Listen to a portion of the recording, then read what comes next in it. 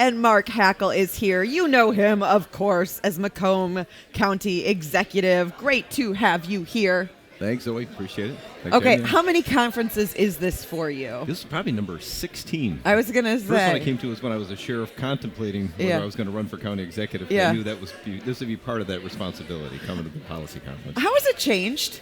It changed dramatically. For the first 2 years, it was night and day. You know, obviously, being the sheriff, I adored that job. 30 years in police work, and then all of a sudden, you're jumping into something dealing with economic development, health issues, roads. I mean, now I'm responsible for fixing roads as opposed to making sure people are driving appropriately on the road. So it was unique. But again, 15 years into it, boy, I tell you what, a incredible change I think it has made for Macomb County. Yeah. Well, let's dig into some really big news for your county that came just really late last month. This was the announcement from President Donald Trump, new fighter jets for Selfridge. This is impactful, not just for the county, right, but for the state. Let's start with what the Selfridge investment actually means for Macomb. Yeah, so you're right. It's not just a Macomb County advantage or Southeast Michigan. This is a statewide advantage, what happened here. We've been fighting for those fighters, trying to figure out the A-10s are going to be gone, taken offline in 2027. So there's a question, is there going to be a replacement? We've been working at this for 10 years, talking to every legislative body we could, presidents, the governors, whether it was Snyder and or obviously Whitmer, trying to figure out how do we champion the cause for Selfridge Air National Guard Base. And where we got that impetus and push for that was from the generals. Whether it was General Slocum, Mammon, or even now currently Brancato, they were all telling us how important Selfridge was to our nation's defense. And I got to tell you, the Adjutant General for the governor of the state of Michigan right now, Paul Rogers, was a catalyst for this. So knowing the importance of it and seeing where this would take us into the future and understanding the economic challenge it would face, we all came together, whether it was our federal representatives, state, and or local. Everybody said we need to fight for those fighters to Selfridge.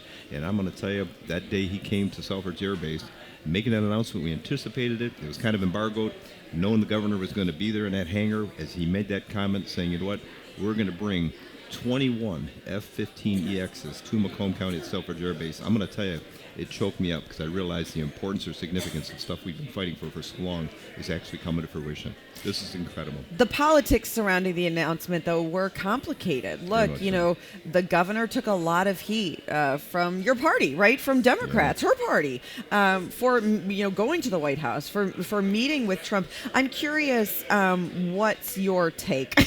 Well, you know, my take is very simple. As a sheriff, once I got elected, I realized I'm not the sheriff of the Democratic Party. I am now county executive, not of the Democratic Party. I'm the county executive of the county. And so the governor did what the governor of the state of Michigan should do. And it's work with whoever the president is or whoever the elected officials are on behalf of the people of the state of Michigan. So getting criticism from the party, I find that, you know, kind of, you know, it's basically, I think it's more of that selfish nature of, you know, just how do we continue to fight against the other side? And that's not what this should be all about. We need to get in the aisle to solve problems. And so the governor did, without question, the right thing in spite of some of the criticism that she may have gotten.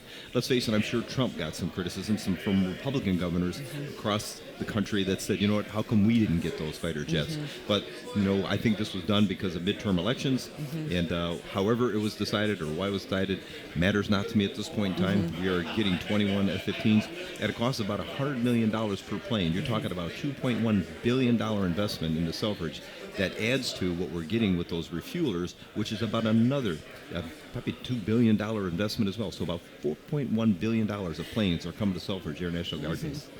Let's continue to talk a little politics. You were asked recently if you were thinking about a run for governor, and I'm going to read this. You said, quote, "The extreme nature of both parties is not something of interest to me.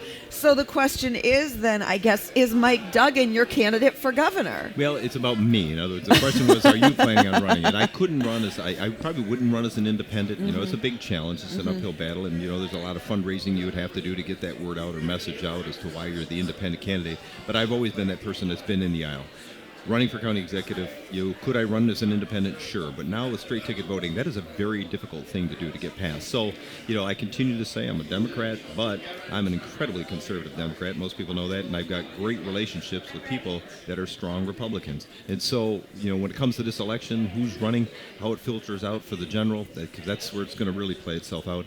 I'm still going to be running for county executive at the same time. So I'll probably make my choice at the ballot box as opposed to, you know, giving it any type of an endorsement. Let the people decide who they want to be their next governor. But I think folks are curious about your thoughts, and it's simply because, like you stated, right, you are a conservative Democrat, sometimes play footsie with the independent line. I'm curious, when you heard that Mike Duggan announced for governor as an independent, what did you make of that announcement? Well, I was kind of surprised. I mean, he was heavily invested in the Democratic Party for many, many years, for decades, and obviously kind of grown within the Democratic Party. He was very helpful during this past election, for obviously Biden as well as Kamala Harris, and I stayed out of that election. I was not I'm just going to say it. I wasn't happy with either party's candidate, and I think it's because the parties decide who those candidates are going to be going into the general election, and I find that to be somewhat disingenuous. I think it's important that the public has a decision to make every time there's an election cycle to decide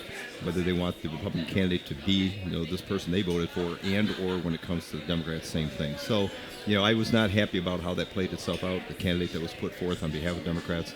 And so I just stayed out of that election. Yeah. And I got some criticism for staying out of the election, but I can withstand that. Mark Hackel, Macomb County Executive, always a pleasure. Thanks for the time. Thanks, Zoe. Appreciate it. Thanks.